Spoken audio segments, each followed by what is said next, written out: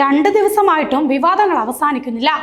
ഇപ്പോൾ ഇതാ BJPക്കെതിരെ രൂക്ഷ വിമർശനവുമായി തൃശൂരിലെ UDF സ്ഥാനാർത്ഥി K മുരളീധരൻ രംഗത്ത് വന്നിരിക്കുന്നു.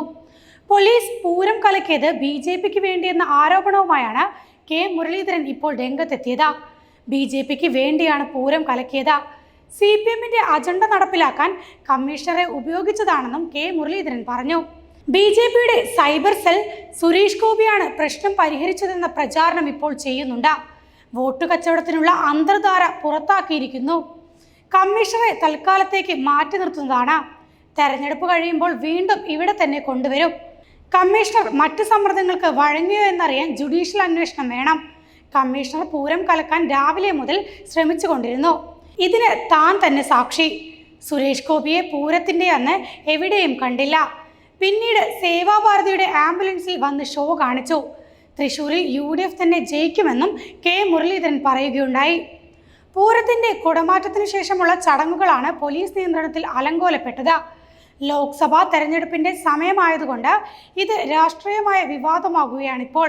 പൂരം നടത്തിപ്പിൽ വീഴ്ചയുണ്ടായി എന്ന് കാട്ടി സർക്കാർ കമ്മീഷണറെയും SP-യെയും സ്ഥലം മാറ്റാൻ തീരുമാനിച്ചിരുന്നു. തൃശൂർ പൂരത്തിലെ അട്ടിമറിയും പോലീസിനെ കയറൂരി വിട്ടത് എന്തിനാണെന്നും അന്വേഷിക്കണം. വിഷയത്തിൽ സർക്കാർ ഇടപെടാതിരുന്നത് ദൗർഭാഗ്യകരമാണ്.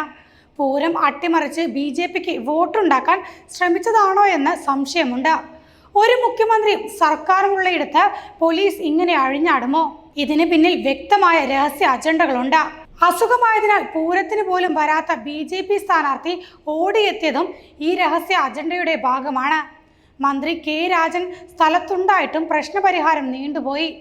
വിഷയത്തിൽ ജുഡീഷ്യൽ അന്വേഷണം വേണമെന്നും K മുരളീധരൻ പറയുകയുണ്ടായി.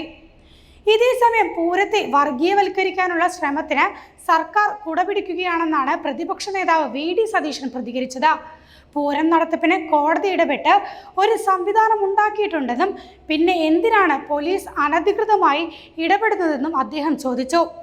BJP നടത്തുന്ന വർഗീയ ധ്രുവീകരണം തന്നെയാണ് പിണറായി വിജയനും കേരളത്തിൽ നടപ്പാക്കുന്നത്. തെരഞ്ഞെടുപ്പിന്റെ പശ്ചാത്തലത്തിൽ വിഷയം വഷളാക്കി BJPക്ക് ഒരിടം ഉണ്ടാക്കി കൊടുക്കാനുള്ള ശ്രമമാണ് CPM നടത്തുന്നത്. അതിനുവേണ്ടിയാണ് CPMന്റെ തോക്ക് മുഴുവൻ കോൺഗ്രസിനും രാഹുൽ ഗാന്ധിക്കും എതിരെ തിരിച്ചു വച്ചിരിക്കുന്നത്.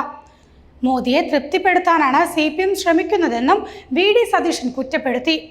പൂരം നടത്തിപ്പിൽ വീഴ്ച പറ്റിയെന്ന ആരോപണവുമായി BJP തൃശൂരിൽ സർക്കാരിനെതിരെ തെരഞ്ഞെടുപ്പ് വിഷയമാക്കുമ്പോൾ UDF അത് BJPയും CPM തമ്മിലുള്ള ഒത്തുകളി എന്ന നിലയിലാണ് ഇപ്പോൾ കാണുന്നത്.